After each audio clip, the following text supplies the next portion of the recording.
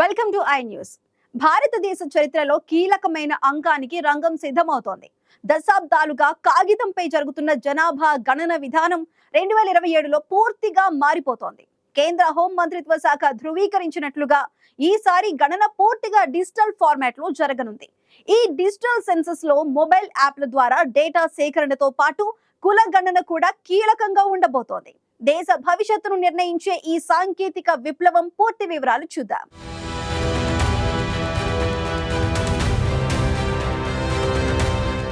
దశాబ్దాల తరువాత Indian census system పూర్తిగా ట్రాన్స్ఫార్మ్ కాబోతోంది. కోవిడ్ కారణంగా వాయిదా పడిన జనాభా గణన 2027లో భారతదేశ చరిత్రలో మొట్టమొదటిసారిగా సంపూర్ణ డిజిటల్ ఫార్మాట్ లో నిర్వహించబడుతుంది. కేంద్ర హోం వ్యవహారాల సహాయ మంత్రి నిత్యానంద రాయ్ గారు లోక్ సభలో ధృవీకరించిన వివరాల ప్రకారం ఈ మెగా ప్రాజెక్ట్ ను 2 ప్రధాన దశల్లో పూర్తి చేస్తారు. ఈ ప్రక్రియను 2 దశల్లో పూర్తి చేయాలని ప్రభుత్వం నిర్ణయించింది. మొదటి దశ అంటే గృహాల జాబితా. గృహాల గణన 2026 ఏప్రిల్ నుంచి సెప్టెంబర్ మధ్య జరుగుతుంది. రెండవ దశ ప్రధానమైన జనాభా గణన ఫిబ్రవరి 2027లో మొదలై మార్చి 1, 2027 వరకు గడువు ఉంటుంది. ఈ సెన్సస్ లో సాంకేతికతతో పాటు సామాజిక అంశాలు కూడా కీ రోల్ పోషిస్తున్నాయి. Cabinet committee on political affairs నిర్ణయం ప్రకారం ఈసారి గణనలో కుల గణన కూడా తప్పనిసరి. అలాగే వలస డేటా కోసం వ్యక్తి పుట్టిన ప్రదేశం, చివరి నివాసం, వలసకు గల కారణాలకు సంబంధించిన వివరణాత్మక ప్రశ్నలు అడుగుతారు. గణన సమయంలో ప్రతి వ్యక్తి ఎక్కడ ఉన్నారో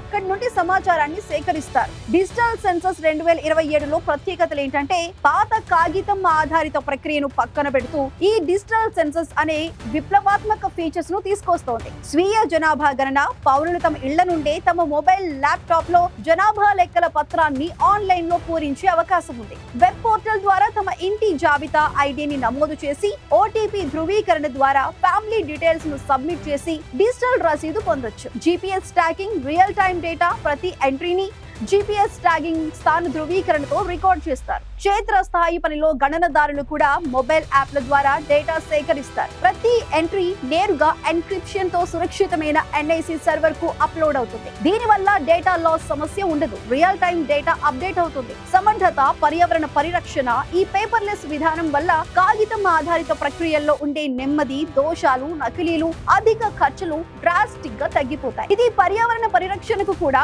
మేలు చేస్తుంది. ఈ 2027 గణాంకాలు విడుదలైన తరువాత వేగవంతమైన విశ్లేషణ సాధ్యమవుతుంది. ఈ ఖచ్చితమైన డేటాను 2029 పార్లమెంటరీ నియోజకవర్గాల పునర్విభజన, అలాగే నిధులు, సంక్షేమ పథకాల మరింత సమర్థవంతమైన కేటాయింపు వంటి కీలక జాతీయ నిర్ణయాలలోకి నేరుగా ఉపయోగించుకోవచ్చు. భారతదేశం పాలనా పారదర్శకతకు ఈ డిజిటల్ సెన్సస్ ఒక నిదర్శనం కానుంది.